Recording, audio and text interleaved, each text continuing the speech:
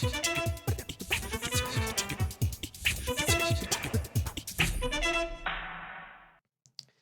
and welcome to the interview on France 24. Our guest today is Boutros Boutros-Ghali, a distinguished former foreign minister of Egypt and former Secretary General of the United Nations. He's still active in public life as he approaches his 90th birthday.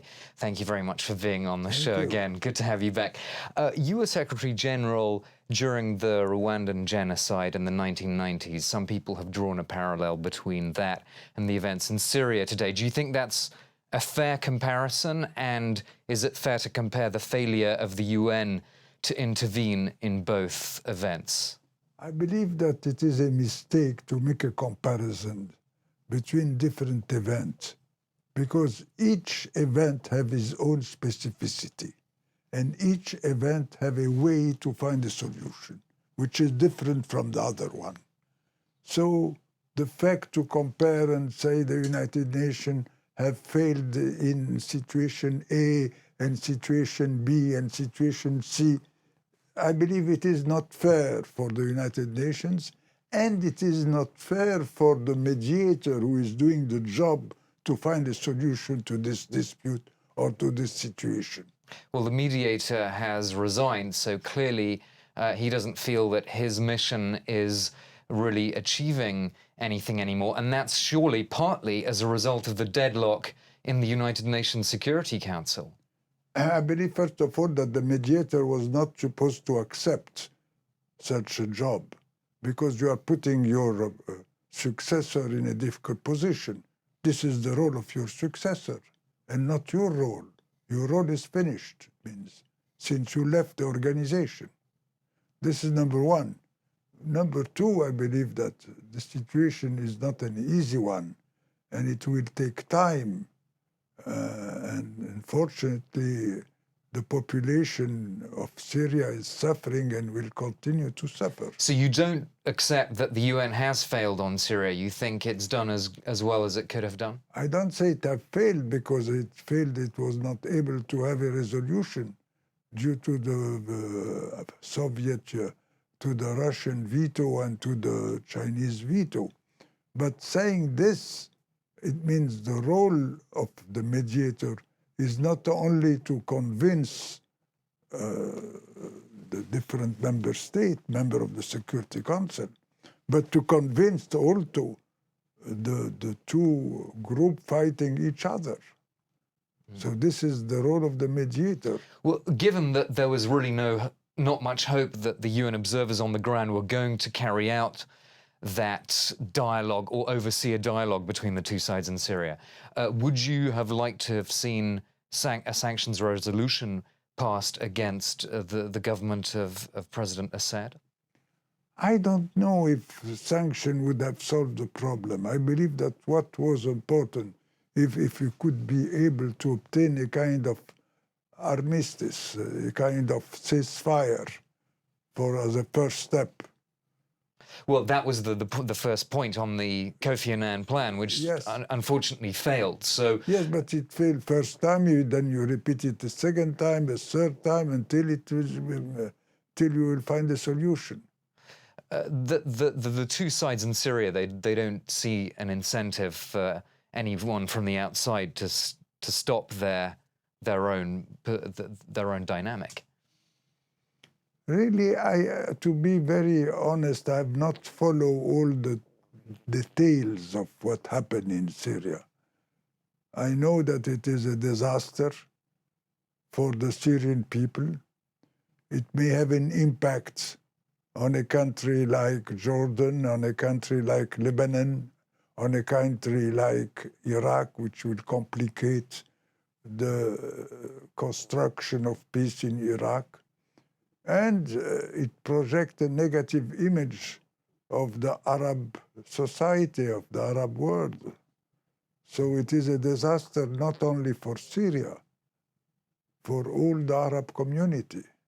Iraq, you think, is the most in danger immediately? It is very difficult to know who is in real danger. It will appear suddenly without, by accident, but you can say that Jordan may be in danger. You can say that Lebanon is in danger. You never know. You may even have problem in Turkey. So what's the solution? You think the next envoy should continue to push for a ceasefire, no matter how many failures there have been so far, yes. continue to push for a ceasefire? Those kind of solution cannot be found since in a week.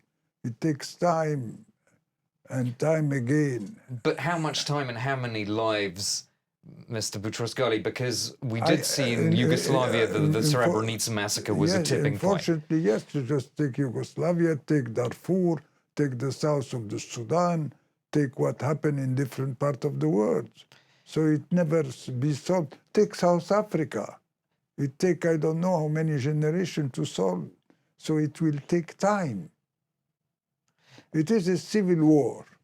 You cannot find a quick solution to a civil war. You may find a ceasefire in region A, and in a second ceasefire region B, and then the whole system collapses and you begin again. Do you have any sympathy for the Russian argument that Russia is not protecting Assad? The reason he's there is that he's supported by a part of his population, and therefore it's not really about Russian support or lack of support.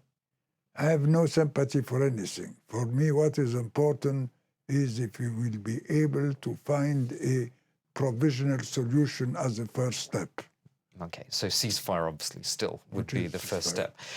Let's talk about events in Egypt with the announcement of a new cabinet this Thursday. Do you think we're now seeing the right balance between President Morsi and the military? As you have used the word balance, per definition, the balance is never the right one. Well, sometimes a balance will always move. Until you find a point where you stay still. Yeah, yes, but it is a temporary. I hope so, because we need security in the country. We need the return of tourism. We need that the people begin to work again. And the whole life we have a real basic problem, economic problem, which will take a lot of work to solve. What's your reading so far of the political transition? I mean, is it moving to where you want it to be? It is a question what I want to wait up. For me, what is important, if you can find, again, even a provisional solution. The provisional solution being the first step. And then on the basis of this first step, we move to a second step, a second step. I say, the problem is that due to this new international culture, we are always in a hurry. We believe that a solution can be found in 5 minutes. If in a hospital, you need 2 years in a hospital to get cure of your disease, what about a nation? So it takes time. And we need courage to cope with the problem of time. And also courage to face up to certain realities of the past. For example, the theft of public assets. According to the Illicit Gains Authority in Egypt, there are $11 billion to be recovered around the world from former officials of Mr. Mubarak's government. What do you make of that process, and particularly the attempts to extradite your nephew, the former finance minister, Youssef Boutros-Ghali, who we interviewed on this channel, who's living in London? My nephew have no relation with those problems, in fact. The problem of my nephew is a problem of dispute among different leaders in the system. It is not related with any financial problem. Is that your view of the other people that have been actually convicted in Egypt of embezzling money, who are now in the Tura prison in Cairo? I cannot give you a general answer. Each case has its own specificity. But do you believe that that's a process that is worthwhile, that it's necessary to recover these assets? I don't know if it is true or not, first of all.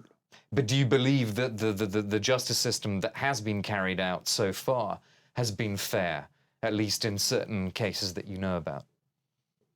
I cannot give you an answer because each case have its own specificity. So you cannot give a general answer like that. Okay. One final question, if I may.